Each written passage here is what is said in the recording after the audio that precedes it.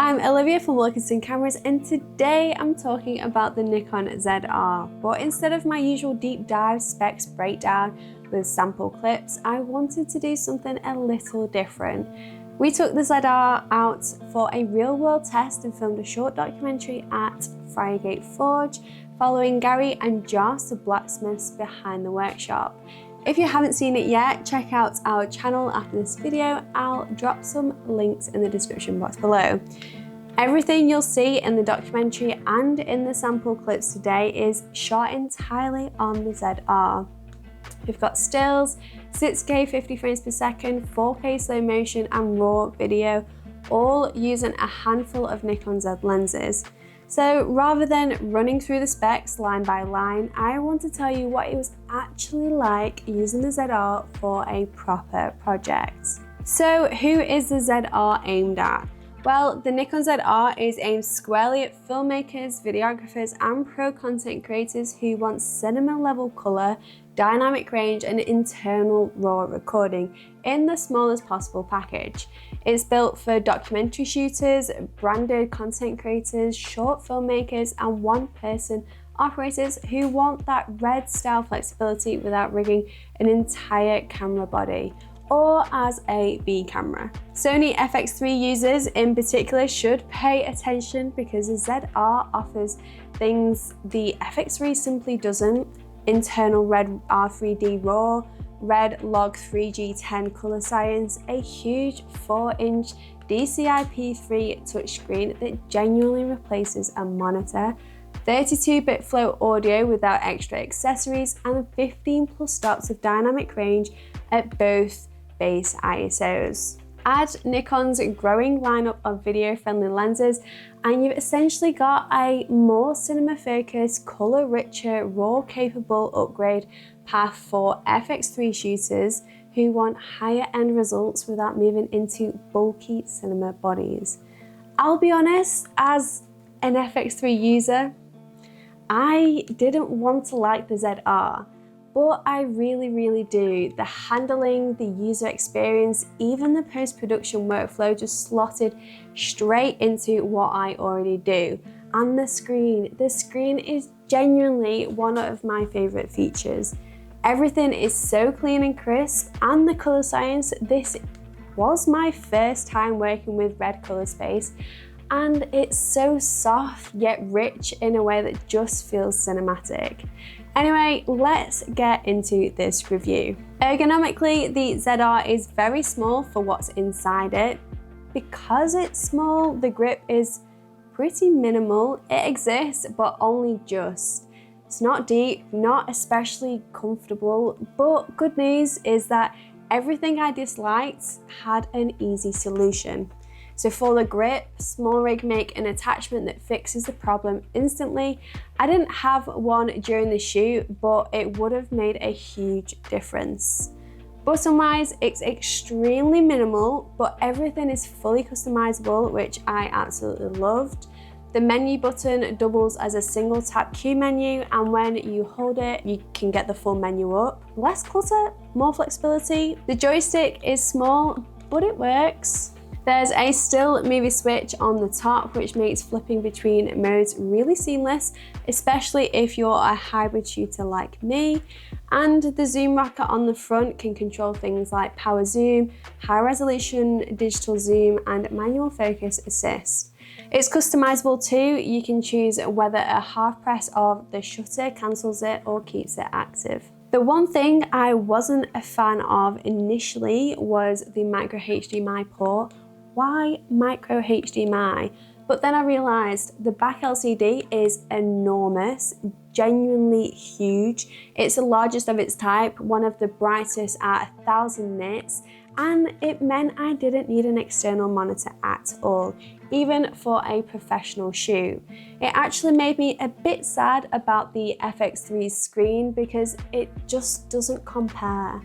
Some people might say, no full HDMI means no RAW output, but the ZR shoots RED RAW and ProRes 42 HQ internally, so that's not really an issue. One thing I was curious about before shooting was the fanless design.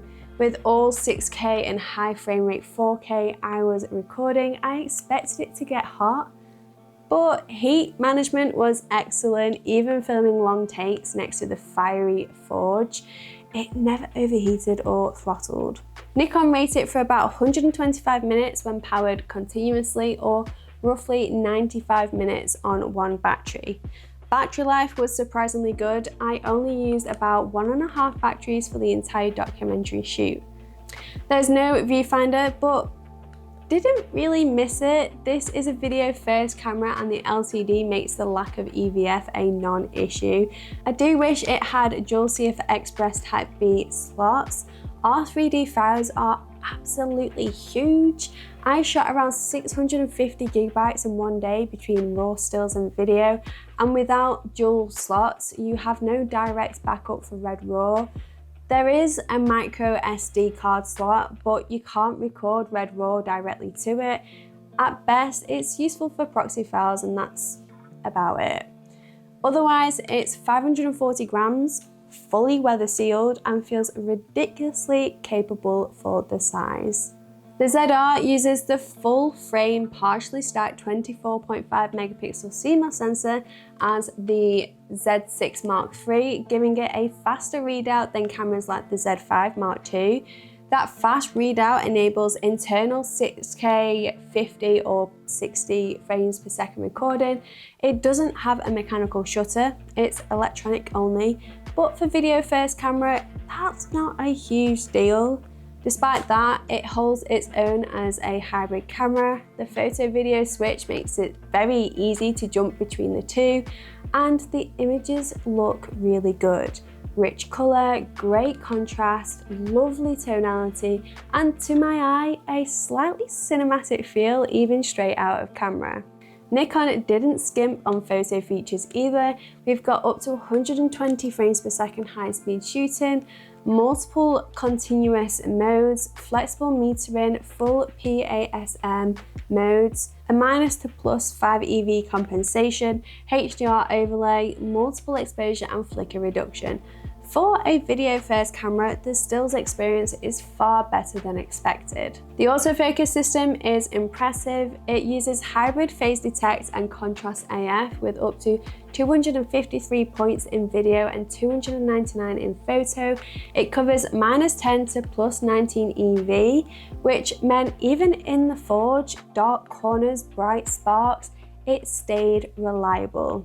We've got AFS, AFC and AFF are also available in video, along with subject tracking, predictive focus and a variety of AF area modes.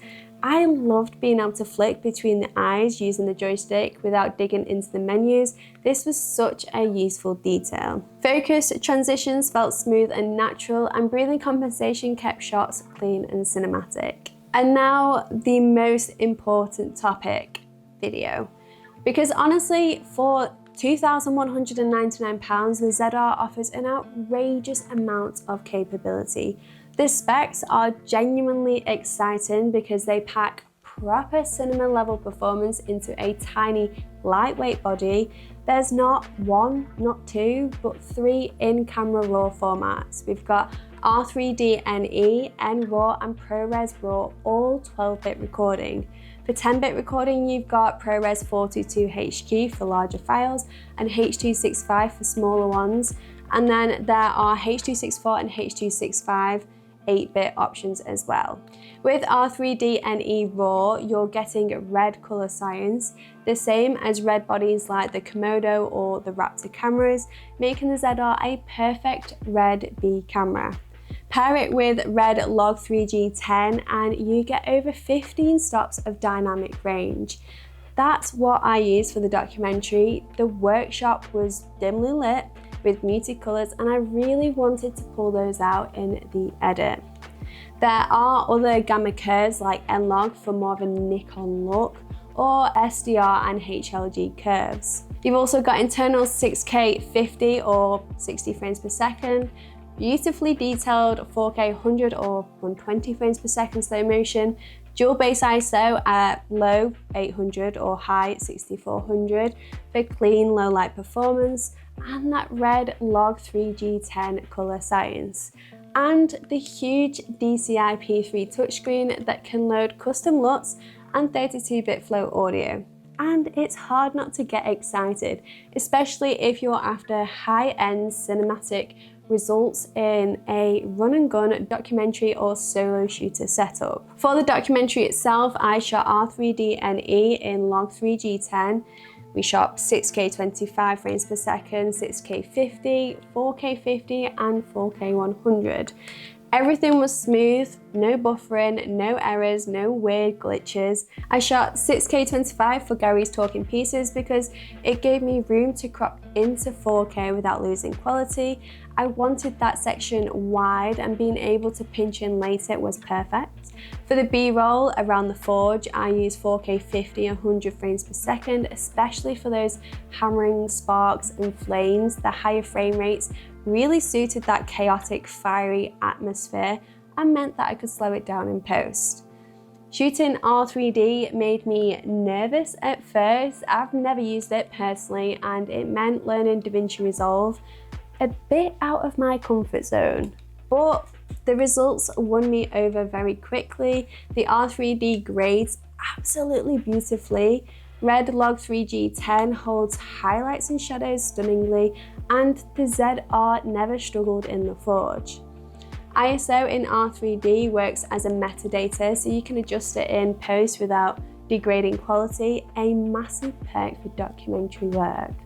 One thing to note, R3D doesn't apply in-camera noise reduction, so you'll need to add this in post. As you can see here, once an R is applied, the image cleans up beautifully. The ZR has 5-axis IBIS. In practice, I found the stabilization to be excellent for static shots or gentle handheld movements, perfect for the slower, more intentional style of documentary I filmed. However, when moving at faster speeds, you can start to see some warping in the corners, which is typical of standard IBIS systems. The ZR offers both normal IBIS for general handheld work and a sports mode designed for panning and quicker movements, but since the documentary didn't involve fast camera motion, I stuck with slower moves. For anything more dynamic, I wouldn't recommend relying purely on the internal stabilization. I'd definitely mount the ZR on a gimbal for the best result.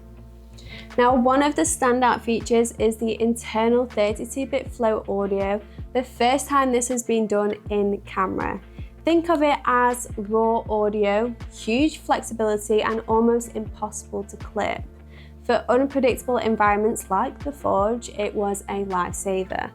You can rescue peaks and smooth levels in post, and because it's internal, you don't need external recorders or cables. Nikon has teamed with Ozo Audio to fine-tune the system, and it really shows. The ZR features 3 built-in microphones with a choice of 5 directional pickup patterns, giving you precise control over what you capture. This is especially handy for interviews where the focus should be on your subject, not the camera operator in the background. But for Gary's talking piece, we did use an external microphone with a windshield because the shutter door behind him created a lot of wind noise. And having the option to switch between internal and external audio depending on the scene is a huge advantage. With Wi-Fi and Bluetooth 5.0, connecting the ZR to other devices is super easy.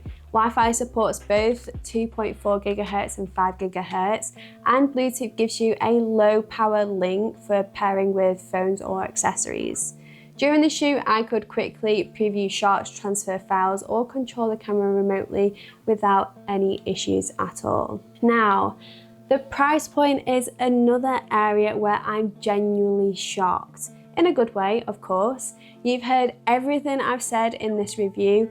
These are cinema level specs in a compact, lightweight body, yet the ZR comes in at £2,199 body only, or £2,729 with the Z24-70 f4S kit lens. For context, the Sony FX3 currently sits at $3,799 body only, and it still can't record internal RAW. Nikon and Red came in extremely competitive here, and I'm not complaining about it. They've come out fighting, and I can't wait to see what comes next from Nikon and what other brands like Sony are going to fight back with. After using the Nikon ZR in a real demanding environment, I'm genuinely impressed. It delivers cinema-like performance in a small, lightweight body without compromising stills, autofocus, stabilization, or workflow. From 6K 50 frames per second to 4K 100 frames per second, R3D&E in Red Log 3G10 to dealing with difficult low light at the forge, the ZR handled everything beautifully. Autofocus was reliable, stabilization was solid for slower moves, and the fanless design never caused overheating. For FX3 users or anyone considering a Canon C50, there are real reasons to look at the ZR. You've got internal Red RAW, 15 plus stops of dynamic range, that huge touchscreen, full weather ceiling, and a lighter, more compact body, all at a fraction of the price. It offers exceptional value for money. So who is it for? Documentary filmmakers, solo shooters, content creators, or anyone who wants cinema-esque results without a massive rig. It's also a fantastic B camera for Red users or anyone wanting high-end cinematic quality on a run and gun shoot. This would be a great first camera for a lot of people graduating from media or film production degrees and wanting a more affordable professional video camera. For me personally, after this project, it's a camera I'd seriously consider switching to. It's that capable and that enjoyable to use. And that's a wrap for today's review. I'd love to hear what you think about the Nikon ZR and the footage we've shared in this video. Do drop a comment below and I'll get back to you as soon as I can. If you haven't already, make sure to check out the full documentary. Gary is an incredible blacksmith with an amazing story. And of course, don't forget to like and subscribe for more content like this, and you'll find all the links to the ZR in the description below. And I guess I'll see you in the next video. Thank you so much for watching.